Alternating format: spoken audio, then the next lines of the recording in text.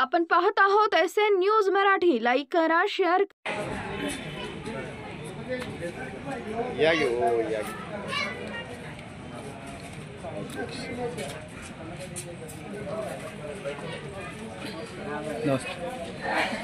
येण्यामागचं कारण म्हणजे आम्ही आता मराठवाडा आणि पश्चिम महाराष्ट्राचा दौरा करतो। त्याच्यामध्ये ही स्वाभिमानी विद्यार्थी परिषद विद्यार्थ्यांच्या न्याय हक्कासाठी लढते। गेल्या या 2024-25 या शैक्षणिक वर्षामध्ये 2880 कोटीपेक्षा जास्त विद्यार्थ्यांची शिष्यवृत्ती आज थकीत आहे।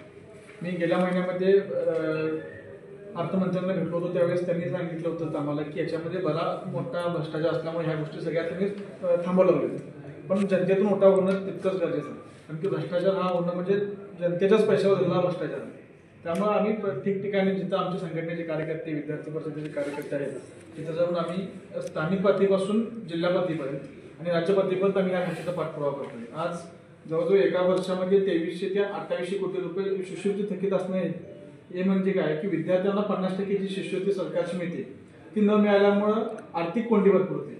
बरेच जणांच्या शैक्षणिक फी ज्या भरायच्या आहेत त्या शिष्यवृत्ती न आल्यामुळे भरता येत नाही। त्याच पद्धतीने सगळ्यात मोठी अडचण आहे ती कॉलेजेसची, कारण की ज्यावेळेस कॉलेजला डायरेक्ट विद्यापीठकडून किंवा सरकारकडून फंड येतो त्यावेळी तो विद्यार्थ्याची तेवढी फी नाही होते।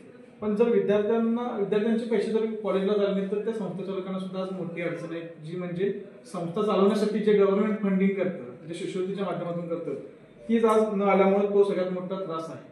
आणि हा जो काही भ्रष्टाचार चाललाय त्याचा सूक्ष्म लावा म्हणून तळातल्या कार्यकर्त्यापासून राज्याच्या नेत्यापर्यंत आम्ही हे सगळ्या गोष्टी निघतो। आणि म्हणून आज आम्ही सांगोला तालुक्याकडून तुम्हाला निवेदन द्यायला हवं की ही जी विद्यार्थ्यांची थकीत शिष्यवृत्ती आहे 2024-25 मध्ये ती लवकरात लवकर प्रत्येक विद्यार्थ्याला मिळावी। तसल्या साहेबांची झालं बोलणं मगाशी, तुम्ही हा निरोप आमचा पोहोचवा। तुमचे कार्यकर्ते असतील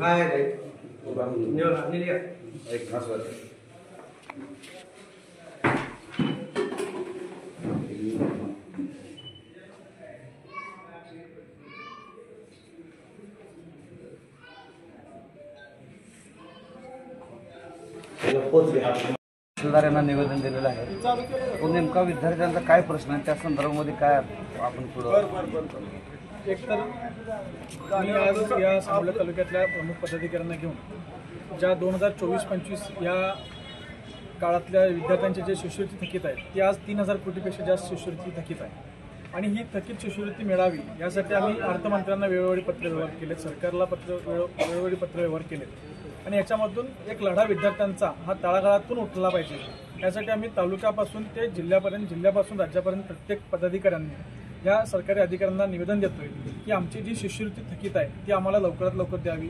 ही शिष्यवृत्ती आम्ही कशासाठी वापरणार? ही शिष्यवृत्ती ही विद्यार्थी त्याच्या आर्थिक सहाय्यतासाठी म्हणून सरकार देत असतं। आणि त्याच्यामध्ये झालेला भ्रष्टाचार बघता हा एवढा मोठा भ्रष्टाचार विद्यार्थ्यांच्या आयुष्यामध्ये विष घालवण्याचा प्रयत्न निश्चितच काही लोकांच्या माध्यमातून होतो। आणि तो भ्रष्टाचार लवकरात लवकर बाहेर पडून ह्या विद्यार्थ्यांची जी 3000 कोटीच्या आसपासची जी शिष्यवृत्ती आहे ती लवकरात लवकर मिळावी यासाठी हे निवेदन आम्ही देतो। आज आम्ही मराठवाडा दौऱ्याला सुरुवात केली। इथून पुढे आम्ही मराठवाड्यातील जे काही विद्यार्थ्यांचे प्रश्न असतील, तरुणांचे, आज युवकांचे प्रश्न आहेत, रोजगाराबद्दल बरेच प्रश्न आहेत, ह्या सगळ्या समस्यांच्याबद्दल आम्ही प्रत्येक कॉलेजमध्ये जाऊन विद्यार्थ्यांना भेटणार, त्यांच्या अडीअडचणी समजून घेणार।